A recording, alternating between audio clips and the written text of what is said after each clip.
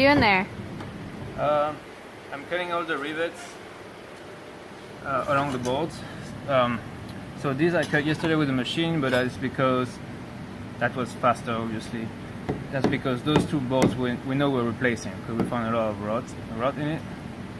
But this one, we think we can save, so that's why I'm going more with a gentler technique, which is a hacksaw, cutting through all the nails, and I have to wedge the board as I go, so kind of open some room so that my blade doesn't get stuck.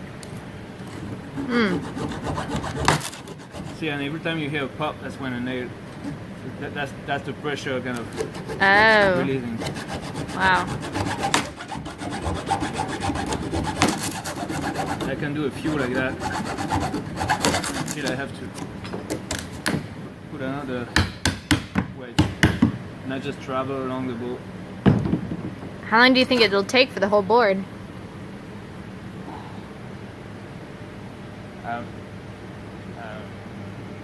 About 45 minutes maybe. Ah, wow. Thank you.